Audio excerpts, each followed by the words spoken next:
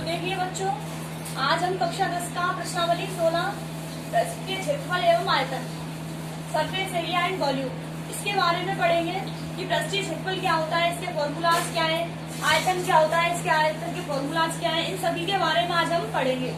तो ये हम पढ़ते हैं हमेशा कौन सी आकृतियों में पढ़ते हैं, इनको पढ़ते हैं हम त्रिविमीय आकृति। कौन सी आकृतियां? त्रिविमीय आकृतियां। त्रिविमीय आकृतियां कह लो या फिर कह सकते हो इसको तुम ठोस आकृतियां। क्या? ठोस आकृतियां। त्रिविमीय आकृतियां या फिर ठोस आकृतियां। और त्रिविमीय आकृतियां वो होती है जिनको हम बोर्ड पर नहीं बना सकते, मतलब कि जिनमें 3 अक्ष होते हैं, एक्स अक्ष, वाई अक्ष और जेड अक्ष। जैसे मैं बोल देती हूँ तुम्हें त्रिविमीय आकृतियां कौन कौन सी हो सकती है। आकृतियां 2 टाइप की होती हैं। पहली तो होती है कौन सी? द्विविमीय आकृतियां। कौन सी? द्विविमीय आकृतियां। और दूसरी होती है हमारी त्रिविमीय आकृतियां। तो द्विविमीय आकृतियां तो वो होती है जिनको हम समतल पे बना सकते हैं, जिनका निर्माण हम समतल पर कर सकते हैं। और त्रिविमीय आकृतियां वो होती है जिनको हम समतल पर नहीं बना सकते। जैसे मैं बोल देती हूँ द्विविमीय आकृतियां। द्विविमीय आकृतियां होती है हमारी त्रिभुज है। त्रिभुज को तुम 2 अक्षों पे बना सकते हो। ये वाला तो कौन सा हो गया हमारा एक्स अक्ष, और ये कौन सा हो गया इधर वाई अक्ष। बना सकते हो। ऐसे में तुमसे कहूँ कि आयत है, बताओ आयत कैसी आकृति है? द्विविमीय आकृति है, क्योंकि आयत को भी तुम बना सकते हो। यहाँ पे क्या हो जाएगा एक्स अक्ष, यहाँ पे क्या हो जाएगा वाई अक्ष। ऐसे ही हमारा वर्ग है, वृत्त है, सारी आकृतियां कैसी है? द्विविमीय आकृतियां हैं। परंतु त्रिविमीय आकृतियां कौन सी होती है? त्रिविमीय आकृतियां वो होती है जिनके लिए 3 अक्ष होते हैं। कितने अक्ष होते हैं? 3 अक्ष। जिनमें होते हैं कौन कौन से? एक्स अक्ष, वाई अक्ष और जेड अक्ष। अब मैं तुमसे कहूँ कि मेरा ये चौक का डब्बा है, इसको मैं इस बोर्ड पे बना सकती हूँ ना? इसमें यदि मैं बोर्ड पे बनाऊंगी तो इसको बनाने के लिए पीछे वाली आकृति को तो तुम बना सकते हो, परंतु जो आगे वाली आकृति है उसको बोर्ड पे नहीं बना सकते। जैसे मैं इधर बनाऊं तो ये बन जाएगा इधर पीछे वाली टर्म, तो इसमें तो क्या हो जाएगा? ये तो हो जाएगा एक्स अक्ष और ये हो जाएगा वाई अक्ष। परंतु जो इधर वाला आएगा तुम्हारी तरफ, ये कौन सा अक्ष है? हमारा जेड अक्ष। जो कि जेड अक्ष को हम किस पे डिनोट नहीं कर सकते, इस पे नहीं डिनोट कर सकते बोर्ड पर। तो ये आकृतियां कौन सी होती है? हमारी त्रिविमीय आकृतियां। तो त्रिविमीय आकृतियों में हमारी आकृतियां होती है कौन कौन सी? घन है, घनाभ है और बेलन है, शंकु है, गोला है, अर्धगोला है, छिन्नक है। शंकु को छिन्नक कहते हैं ना, छिन्नक है आदि। ये सभी आकृतियां हमारी कौन सी है? ये सभी आकृतियां त्रिविमीय आकृतियां हैं। इनको यदि मैं इसको बोर्ड पे बनाना चाहूँ तो इनको तुम नहीं बना सकते, केवल कल्पना कर सकते हो कि हाँ इस प्रकार से हो सकती है। अब तुम मानो कि हम घनाभ को बोर्ड पे बना सकते हैं, या घन को बना सकते हैं, घनाभ को बना सकते हैं, तो तुम इनको बना नहीं सकते। केवल ये कल्पना की जाती है कि इस प्रकार से हम इनको बना सकते हैं। जैसे कुछ लोग बनाते हैं ना, डिब्बों को बनाते हैं ऐसे, तो केवल ये एक्स और वाई एक्स तो तुम इसमें बना सकते हो। परंतु जो ये आकृति है हमारी, ये हमारी आकृति है आगे वाली जो ऊपर होती है ना, वो आकृति है जिसको कि हम बोर्ड पे बना नहीं सकते, केवल कल्पना करते हैं कि हाँ वो इस प्रकार से हो सकती है। तो इसमें हमारा सबसे पहले आता है सरफेस एरिया एंड वॉल्यूम। जैसे मैं ले लेती हूँ हमारी सबसे पहली आकृति है घनाभ। अब घनाभ की आकृति किस प्रकार की होती है? जैसे मैंने तुमसे ये कहा कि कोई 6 घन है, 6 आयत है। 6 आयतों को मैं इस प्रकार से जमा देती हूँ कि एक बंद आकृति का निर्माण हो जाए। 6 आयतों को इस प्रकार से जमा दिया जाए कि एक बंद आकृति का निर्माण हो जाए। तो जो हमारी आकृति का निर्माण होगा, जो आकृति पूरी ठोस आकृति बनेगी, वो ही आकृति क्या कहलाएगी? घनाभ। मतलब कि घनाभ में कितने आयत होते हैं? 6 आयतों को मिला करके आयत होते हैं कितने? 6।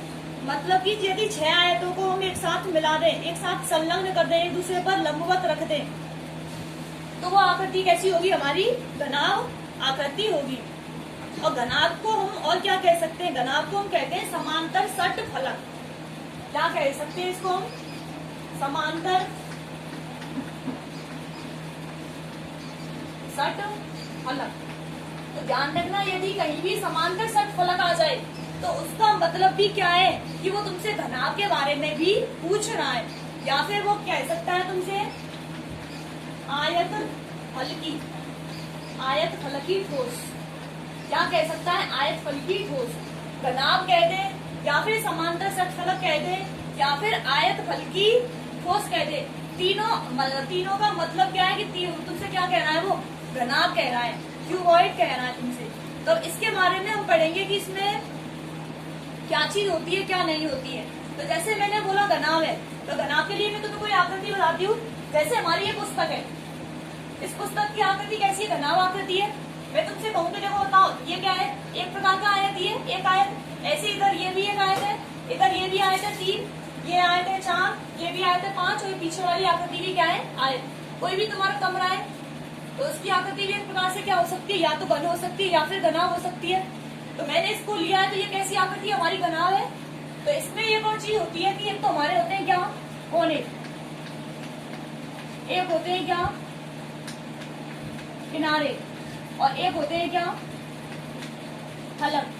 कोने कॉर्नर, किनारे एज, और फलक फेस। तो इनमें ये पूछा जाता है कि इसमें कोने कितने होते हैं, किनारे कितने होते हैं, और फलक कितने होते हैं। जैसे मैं तुमसे कहूँ कोने चाहिए हमें, कोने, तो कोने का मतलब होता है जैसे ये आकृति है हमारी, ये क्या है, आयत है एक, और ये भी क्या है, आयत, और ये भी क्या है, आयत। यदि तीनों आयतों को हम इस प्रकार से लंबवत रख दें, लंबवत ही रखें, ये आपस में तीनों लंबवत हैं, तो जो इनका मिड पॉइंट होगा, जो भी इनका सभी का संगामी बिंदु होगा, उसी को हम क्या कहते हैं, कोने कहते हैं। उसी को क्या कहा जाता है, कोने, या फिर शीर्ष भी कह सकते हो। तो ये हमारा क्या है, कोना। तो अब इसमें पूछा जाएगा कि घनाभ में कोने कितने होते हैं। तो घनाभ में कोने देखो कितने होते हैं, 1 2 3 4 5 6 7 8।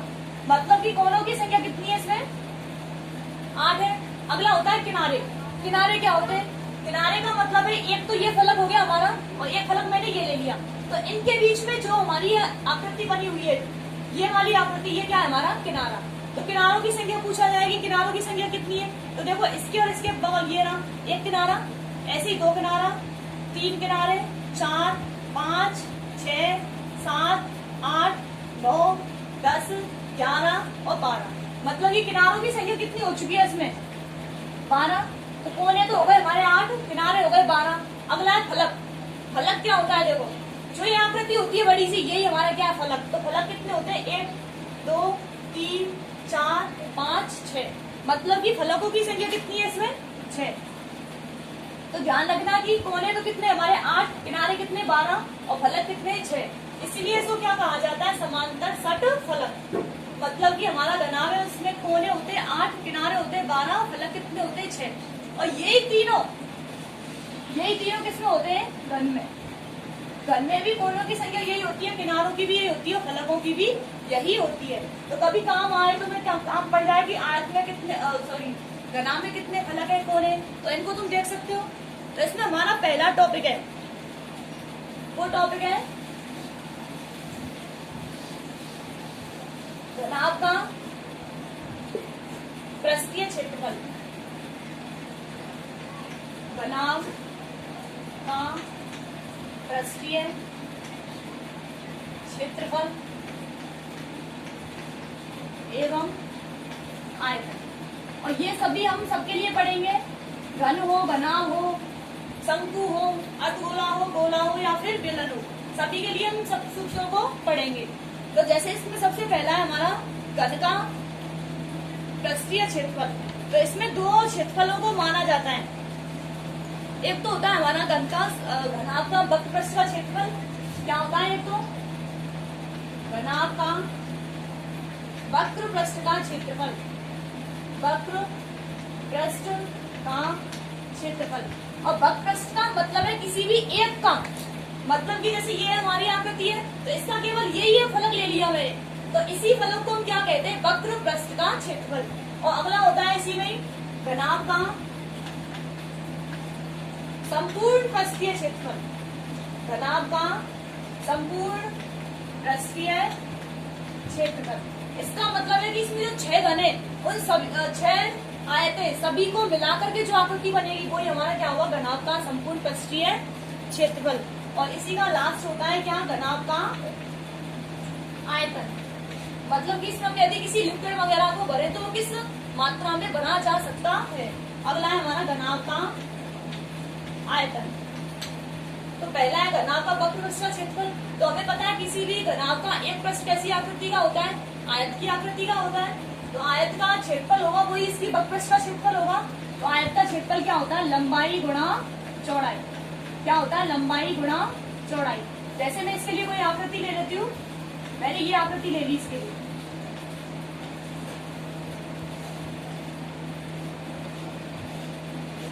ये ले ली इसकी क्या L, ये ले ली क्या इसकी H, और ये ले ली क्या इसकी B। L तो क्या है हमारी लंबाई, H क्या है इसकी ऊंचाई, और B क्या है इसकी चौड़ाई। ये ले ली मैंने। तो इसमें हमारा सबसे पहला है घनाभ का वक्रपृष्ठ का क्षेत्रफल। तो इसकी आकृति क्या है? आयताकार है, तो क्षेत्रफल क्या हो जाएगा? लंबाई गुणा चौड़ाई, मतलब कि L इंटू B, LV। अब है हमारा घनाभ का संपूर्ण पृष्ठ का क्षेत्रफल, और इसमें फलक कितनी होती है? 6, मतलब कि सभी को जोड़ना होता है हमें। तो ऐसे यदि इनको जोड़ोगे तो देखो ये आकृति है हमारी, इसका क्या हो जाएगा? L इंटू B, इसका क्या हो जाएगा? H इंटू B, ऐसे फिर इसका हो जाएगा। सभी का निकालोगे तो इनकी आकृति, इसका क्षेत्रफल बैठेगा क्या? 2 गुणा लंबाई गुणा चौड़ाई प्लस चौड़ाई गुणा ऊंचाई प्लस ऊंचाई गुणा लंबाई। शॉर्ट में बोल दो तो 2 into LB plus BH plus HL। और पता तो चल गया होगा ना किस प्रकार से निकाला होगा हमने। जैसे ये आकृति थी हमारी, इसका एरिया तो क्या है? L इंटू H, तो L इंटू H ये रहा। और इसका पूछे इसका एरिया कितना है? तो इसका B इंटू H, तो B इंटू H। ऐसे ही ये सभी को निकाला है। हमें पता है 6 आकृतियां हैं इसकी, तो पीछे वाली है कोई आगे वाली होगी, तो ऐसे 2 हो गए ये। ऐसे ही फिर ये ऊपर होगी कोई नीचे होगी, तो इसके लिए वो हो गया। ऐसे फिर इधर होगी कोई इधर होगी, तो ये कितनी बार आएंगी? सब 2 बार। तो 2 कॉमन निकाल दिया हमने। और इसका फॉर्मूला कितना बन चुका है? 2 into LB plus BH plus HL। अगला है घनाभ का आयतन। घनाभ का आयतन होता है जो भी हमारा क्षेत्रफल दे रखा होता है, क्या? जो भी वक्रपृष्ठ का क्षेत्रफल होता है, उसमें यदि हम ऊंचाई का और गुणा करते हैं, जो भी वक्रपृष्ठ का क्षेत्रफल है उसमें यदि हम ऊंचाई का गुणा और करते हैं, तो हमारा क्या निकलता है? आयतन निकलता है। तो ये क्या हो जाएगा इसका? L into B into H। या फिर एक पृष्ठ का क्षेत्रफल, एक पृष्ठ का क्षेत्रफल इंटू ऊंचाई, ये भी बोल सकते हो। तो इसलिए घनाभ का आयतन क्या होगा? लंबाई गुणा चौड़ाई गुणा ऊंचाई। अब इसमें एक और चीज होती है हमारी, वो क्या होती है उसको देखो। इसमें होता है घनाभ का विकर्ण। अब घनाभ का विकर्ण निकालना होता है हमें। जैसे ये लिख देती हूँ नीचे, घनाभ का विकर्ण। तो विकर्ण क्या होता है? 2 शीर्षों को यदि हम मिला दें तो जो आकृति बनेगी वही हमारा क्या होगा? घनाभ का विकर्ण। तो इसके लिए घनाभ के विकर्ण की लंबाई का सूत्र होता है root of L square plus B square plus H square, मतलब कि रूट ऑफ लंबाई का स्क्वायर प्लस चौड़ाई का स्क्वायर प्लस ऊंचाई का स्क्वायर। तो इसके लिए हमारे 4 सूत्र हो चुके हैं। पहला है घनाभ का वक्रपृष्ठ का क्षेत्रफल लंबाई गुणा चौड़ाई, और घनाभ का संपूर्ण पृष्ठ का क्षेत्रफल 2 गुणा लंबाई गुणा चौड़ाई प्लस चौड़ाई गुणा ऊंचाई प्लस ऊंचाई गुणा लंबाई, मतलब कि 2 into LB plus BH plus HL। और घनाभ का आयतन है लंबाई गुणा चौड़ाई गुणा ऊंचाई। और घनाभ का विकर्ण होता है लंबाई का स्क्वायर प्लस चौड़ाई का स्क्वायर प्लस ऊंचाई का स्क्वायर, उस पर सब पे क्या? Whole under root. तो ये ध्यान रखना है, इसके 4 सूत्र है। इसी प्रकार से हमारे घन के 4 सूत्र होते। तो इसके लिए मैं कोई तुम्हें पहले एग्जाम्पल बता देती हूँ। तो इसके लिए एग्जाम्पल देखो। हाँ, तो देखिए इसमें हमारा 16.1 का पहला क्वेश्चन है। ये एक घनाभ है जिसकी लंबाई दे रखी है तुम्हें 12 सेंटीमीटर, चौड़ाई दे रखी है 9 सेंटीमीटर और ऊंचाई दे रखी है 5 सेंटीमीटर। अब वो इसमें पूछ रहा है कि घनाभ का संपूर्ण पृष्ठीय क्षेत्रफल बताओ और इसका आयतन बताओ। तो इसमें मैं तुम्हें तीनों चीजों को बता देती हूँ कि किस प्रकार से निकालनी है हमें। तो जैसे पहला क्वेश्चन है हमारा घनाभ का वक्रपृष्ठ का क्षेत्रफल बताओ। क्या है? घनाभ का वक्रपृष्ठ का क्षेत्रफल क्या होगा? तो इसके लिए हमने अभी अभी सूत्र पढ़ा था, क्या? लंबाई गुणा चौड़ाई। क्या पढ़ा है इसके लिए? लंबाई गुणा चौड़ाई L इंटू B। तो लंबाई की वैल्यू कितनी है? 12 और चौड़ाई की वैल्यू कितनी है? 9। तो इसके लिए क्या होगा हमारा? 108, 108। और हमें पता है क्षेत्रफल है, क्षेत्रफल के लिए सेंटीमीटर है, वर्ग सेंटीमीटर में आएगी इकाई, तो कितना हो जाएगा? 108 सेंटीमीटर स्क्वायर। अगला है हमारा घनाभ का संपूर्ण पृष्ठीय क्षेत्रफल। क्या है? घनाभ का संपूर्ण पृष्ठीय क्षेत्रफल। तो घनाभ के संपूर्ण पृष्ठीय क्षेत्रफल के लिए हमारा सूत्र क्या होता है, 2 into LV plus BH plus HL। और सारी वैल्यूज तुम्हें पहले से ही दे रखी है, तो सभी को पुट कर दो इसमें। 2 इंटू LV क्या है हमारा 12 into 9 plus 9 into 5 plus 5 into 12। तो ये इसको कैलकुलेट कर लो। 2 इंटू ये हो जाएगा कितना 108 प्लस 9 पंजे 45, 12 पंजे 60। और इसको हल कर लो। 2 इंटू ये कितना हो जाएगा 105, और 105 और 108 कितने हो जाएंगे 5 दूनी 10, 11 12 13 की 3 का हासिल लग गई है, मतलब ये कितना आ रहा है 213। दोनों को मल्टीप्लाई करोगे तो ये कितना हो जाएगा 426। और ये भी क्या है हमारा संपूर्ण पृष्ठीय क्षेत्रफल है, तो इकाई कितनी होगी इसके लिए सेंटीमीटर स्क्वायर। तो ध्यान रखना घनाभ का संपूर्ण पृष्ठीय क्षेत्रफल कितना है 426 सेंटीमीटर स्क्वायर। अब इसी का हमें जैसे फिर से निकालना है क्या आयतन, क्या निकालना है इसके लिए आयतन। तो आयतन क्या होगा देखो, इसको मिटा देती हूँ यहाँ से। ये कितना है हमारा 426 सेंटीमीटर स्क्वायर। और अगला निकालना है हमें इसका आयतन, घनाभ का आयतन। तो घनाभ के लिए आयतन का सूत्र क्या है, L into B into H, लंबाई इंटू चौड़ाई इंटू ऊंचाई। तीनों मान दे रखे हैं तुम्हें, तो कितना हो जाएगा 12 इंटू 9 इंटू 5। ये कितना हो जाएगा 12 पंजे 60, 60 गुणा 9, 9 पंजे 45, 9 छिकी 54, मतलब कितना 540 सेंटीमीटर क्यूब। ध्यान रखना आयतन के लिए इकाई क्या होती है सेंटीमीटर क्यूब, क्योंकि यहाँ पे तीनों डिजिट है, तीनों आकृतियां, तीनों लंबाई चौड़ाई ऊंचाई, तो इसके लिए क्या होगा सेंटीमीटर क्यूब। अब इसी का जैसे तुमसे पूछता हूँ कि घनाभ का विकर्ण और निकालो इसी का ही, क्या पूछता घनाभ का विकर्ण। तो इसके लिए क्या होता देखो, root of L square plus B square plus H square. तीनों मान दे रखे हैं। L का मान कितना है 12 का स्क्वायर प्लस 9 का स्क्वायर प्लस 5 का स्क्वायर। बताओ 12 का स्क्वायर कितना होता है 144, 9 का 81 और 5 का 25। सभी को जोड़ लो, ये कितना हो जाएगा देख लो, जोड़ने पे ये कितना हो जाएगा रूट ऑफ 5, 8 4 12 की 2 का हासिल लग गई है, और 2 225 प्लस 25, मतलब कितना रूट ऑफ 250।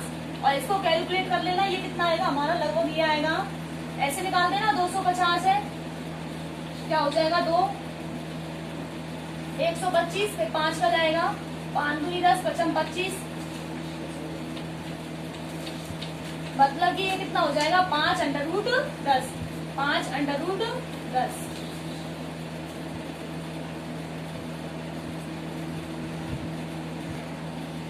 अगला प्रश्न है हमारा, यदि एक समांतर षटफलक की लंबाई चौड़ाई और ऊंचाई के अनुपात क्रमशः दे रखे हैं 6:5:4, तो इसमें पूछेगा तुमसे कि इसका संपूर्ण पृष्ठीय क्षेत्रफल बताओ या फिर इसका आयतन बताओ, कुछ भी पूछ सकता है इसमें। मतलब कि इसमें हमें L B H सभी का मान होना चाहिए बिल्कुल प्रॉपर तरीके से अलग अलग, क्योंकि यहाँ तो हमें अनुपात में दे रखा है, तो हमारा मान होना चाहिए बिल्कुल अलग से।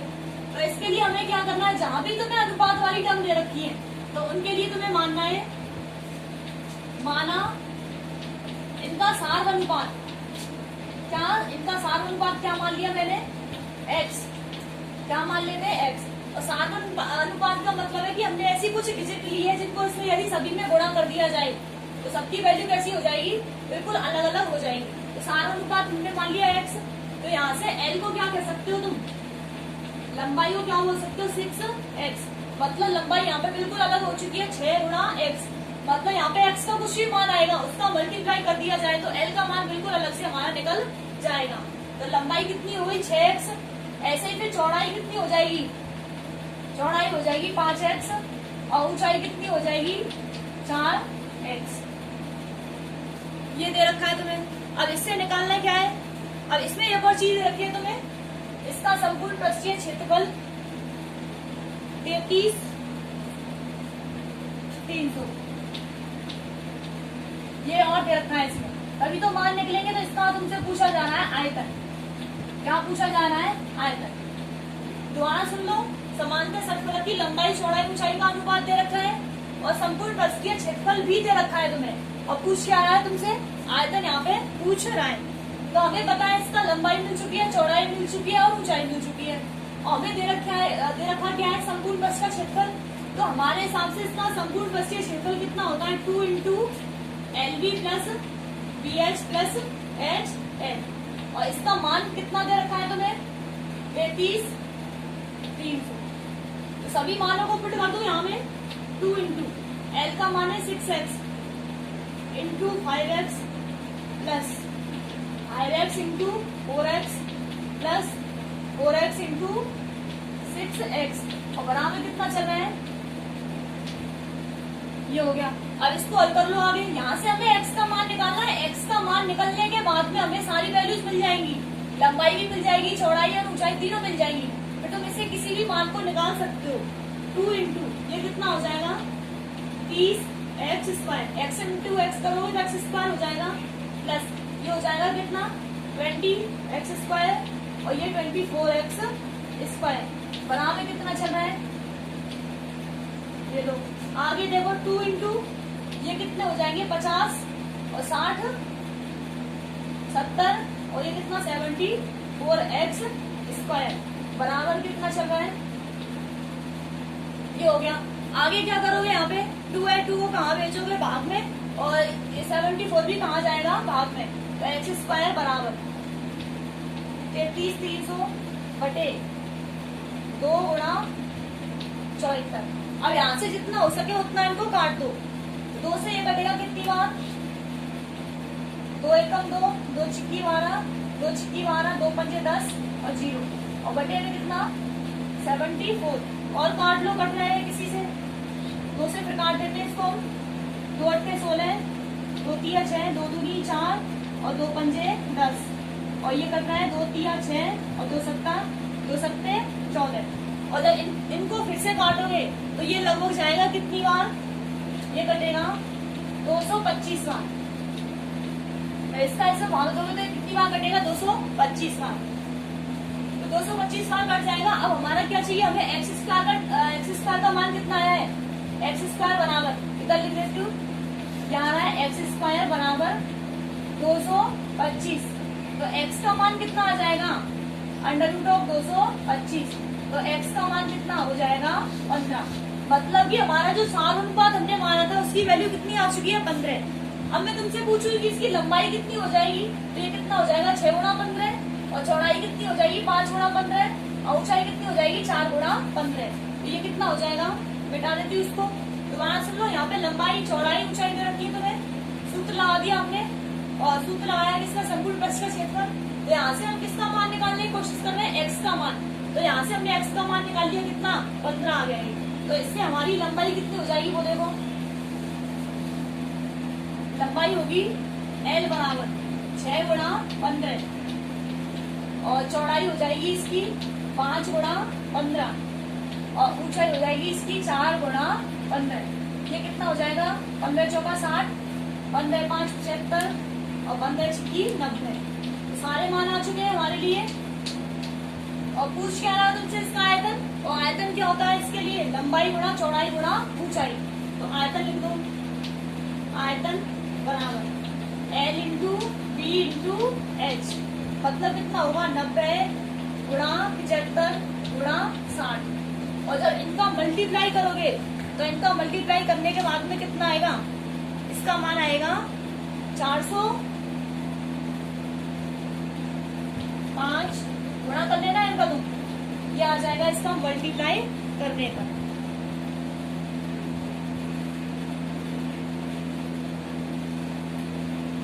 सेंटीमीटर। तो ये हमारा क्या हो चुका है, क्वेश्चन हो चुका है। इसके लिए हमारा अगला क्वेश्चन है, ये 16.1 का ही चल रहा है। विधान की लंबाई चौड़ाई ऊंचाई का योग दे रखा है तुम्हें 19, और इसकी विकर्ण की लंबाई दे रखी है कितनी 11, और पूछ क्या रहा है तुमने, संपूर्ण पृष्ठ का क्षेत्रफल।